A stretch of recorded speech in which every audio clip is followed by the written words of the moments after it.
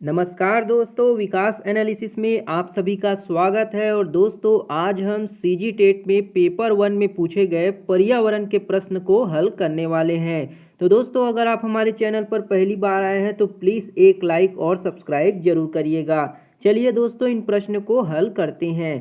पहला प्रश्न है दोस्तों, मच्छरों के द्वारा फैलने या होने वाले रोग हैं। मच्छर के द्वारा कौन से रोग होते हैं, इसके बारे में पूछा गया है। पहला ऑप्शन है दोस्तों टाइफाइड, क्षय रोग और हैजा। ये सभी जो रोग होते हैं ये जीवाणु यानी कि बैक्टीरिया से होने वाले रोग होते हैं, जो कि ऑप्शन जो होगा दोस्तों ये गलत हो जाएगा। दूसरा ऑप्शन है छोटी माता, खसरा और पोलियो।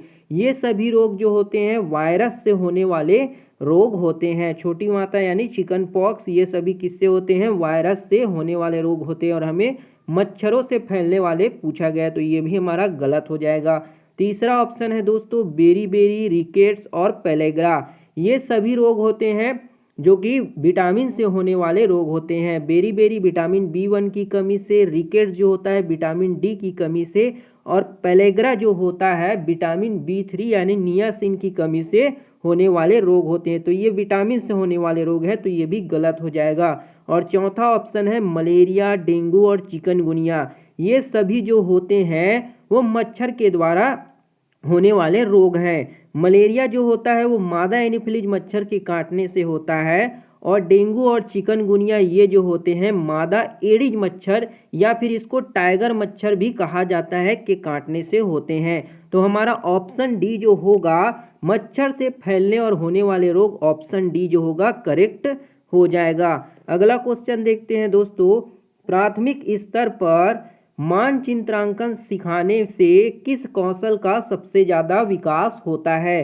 तो प्राथमिक स्तर पर मानचित्रक सिखाने से बच्चों में कौन से कौशल का विकास सबसे ज़्यादा होगा। पहला गणना करना, दूसरा ऑप्शन रेखा चित्र बनाना, तीसरा मापन करना, और चौथा है स्थान, दूरी और दिशाओं को समझाने की क्षमता।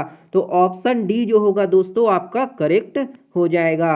अगला क्वेश्चन देखते हैं दोस्तों, नीचे दिए गए कथन के संबंध में सही विकल्प का चुनाव करना है।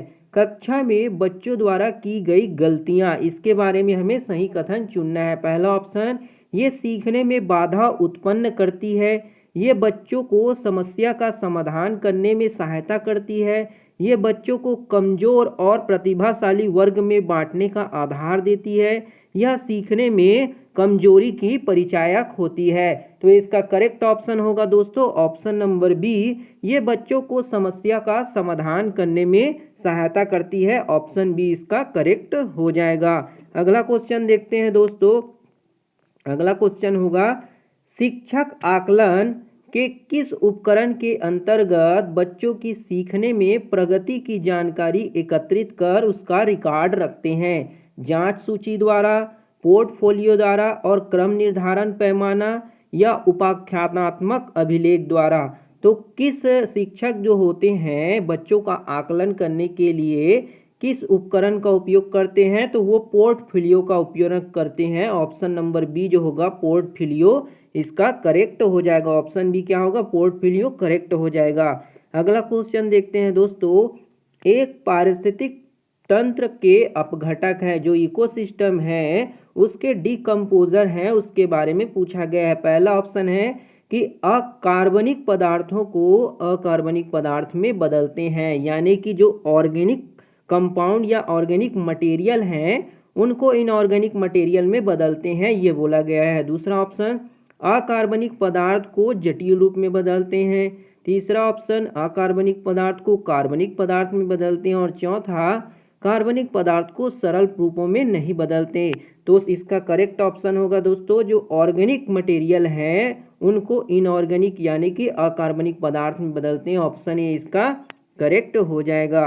अगला क्वेश्चन देखते हैं दोस्तों, पृथ्वी अपने अक्ष पर एक घूर्णन करीब खाली स्थान समय में पूर्ण करती है। पृथ्वी जो है अपने एक्सिस में घूर्णन कितने समय में पूर्ण करती है, तो इसका करेक्ट ऑप्शन होगा दोस्तों 24 घंटे, जो ऑप्शन बी में दिया गया है वो करेक्ट हो जाएगा।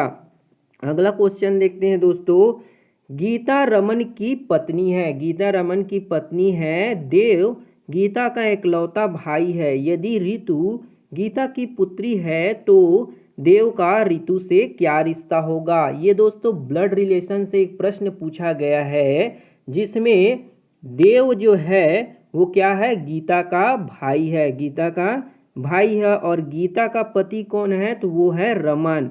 और गीता की पुत्री यानी कि उसकी बेटी जो है वो ऋतु है। तो ऋतु का देव से क्या संबंध हो जाएगा, ये उसके मामा हो जाएंगे। ऑप्शन बी जो होगा इसके मामा करेक्ट हो जाएंगे। अगला क्वेश्चन देखते हैं दोस्तों, इनमें से कौन सा पर्यावरण अध्ययन में रचनात्मक आकलन है। जो पर्यावरण के अध्ययन है उसमें रचनात्मक आकलन कौन होगा। पहला ऑप्शन है पाठ में दिए गए प्रश्न को बच्चों से हल करवाना। दूसरा, पाठ में दी गई नवीन शब्दावलियों की व्याख्या करना। तीसरा, बच्चों को पाठ में दिए गए चित्र बनाने को कहना।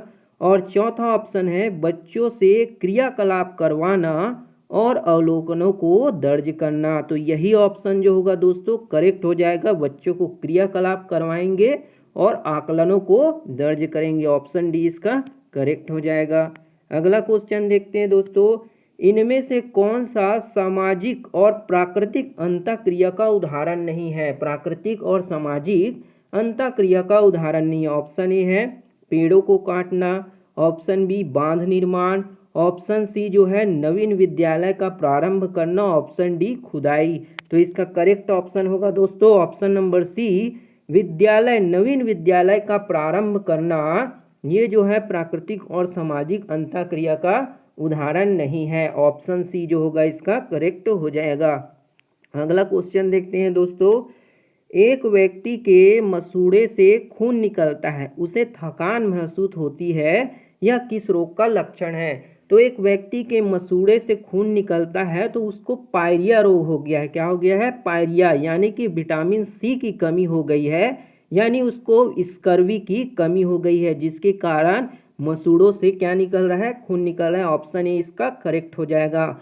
ऑप्शन बी जो है दोस्तों वो बेरी विटामिन B1 की कमी से होने वाला रोग होता है। और ऑप्शन सी जो है वो रतौंधी यानी कि नाइट ब्लाइंडनेस जो होता है विटामिन ए की कमी से होने वाला। और विटामिन डी की कमी से रिकेट्स यानी कि सूखा रोग होता है। तो इसका करेक्ट ऑप्शन होगा दोस्तों ऑप्शन नंबर ए, स्कर्वी जो होगा मसूड़ों से खून निकलता है, ये करेक्ट ऑप्शन हो जाएगा।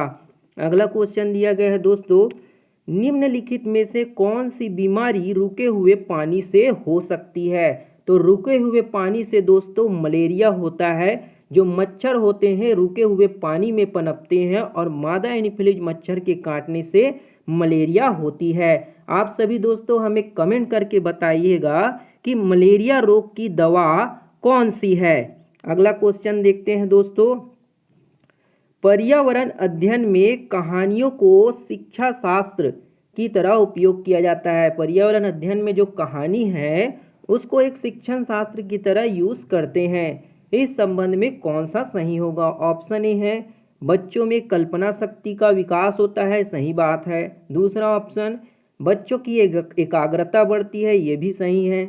बच्चों को इतिहास का ज्ञान होता है, ये भी सही है। और चौथा ऑप्शन है बच्चे कक्षा में सक्रिय नहीं रहते। यहाँ पे सक्रिय रहते हैं बोलता तो ये करेक्ट हो जाता, जबकि यहाँ नहीं रहते बोले हैं तो ये गलत हो जाएगा। तो हमारा करेक्ट ऑप्शन होगा option number B, A B C ये तीनों जो हैं सही हो जाएंगे। ऑप्शन बी इसका करेक्ट हो जाएगा। अगला क्वेश्चन दिया है दोस्तों, एनसीएफ 2005 ने पर्यावरण अध्ययन के लिए निम्नलिखित में से कौन सी अनुशंसा नहीं की है। कौन सी अनुशंसा नहीं की है इसके बारे में पूछा है। पहला ऑप्शन पर्यावरण के प्रति बच्चों की जिज्ञासा को पोषण मिलना चाहिए। बच्चों के भाषाई कौशल का विकास होना चाहिए। तीसरा ऑप्शन स्वास्थ्य विषय पर्यावरण अध्ययन में शामिल होना चाहिए। ये सभी जो है दोस्तों सही है, लेकिन हमें अनुशंसा नहीं करता है उसके बारे में बताना है। तो इसका करेक्ट ऑप्शन होगा ऑप्शन नंबर डी, कक्षा में शिक्षक के द्वारा बच्चों को परिवेश की जानकारी देनी चाहिए। ये जो होगा हमारा करेक्ट ऑप्शन हो जाएगा। तो ऑप्शन नंबर डी इसका करेक्ट आंसर होगा। अगला क्वेश्चन देखते हैं दोस्तों, पर्यावरण अध्ययन की कक्षा का प्रारंभ कुछ प्रश्नों से किया जाता है। निम्नलिखित में से कौन सा कथन प्रश्न पूछने का सही परिप्रेक्ष्य नहीं है। तो इसका करेक्ट ऑप्शन क्या होगा? पहले देखते हैं ऑप्शन नंबर ए, बच्चों के पूर्व ज्ञान का पता लगाया जा सकता है, सही है। बच्चों को आलोचनात्मक चिंतन करने की अवसर मिलती है, ये भी सही बात है। तीसरा ऑप्शन, प्रश्न बच्चों में जिज्ञासा जगाते हैं, ये भी सही है। और चौथा ऑप्शन बोला है बच्चों का चिंतन प्रकरण तक सीमित किया जा सकता है। यहाँ पे बोल दिया है दोस्तों कि उसको हम रिस्ट्रिक्टेड कर सकते हैं या फिर सीमित कर सकते हैं, तो ये ऑप्शन हमारा गलत हो जाएगा, यानी कि ऑप्शन नंबर डी जो होगा करेक्ट होगा।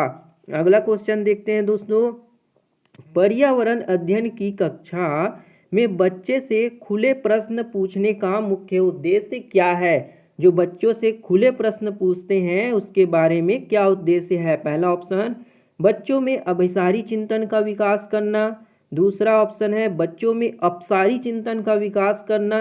तीसरा, बच्चों में सुनने के कौशल का विकास करना। और चौथा, बच्चों में बोलने के कौशल का विकास करना।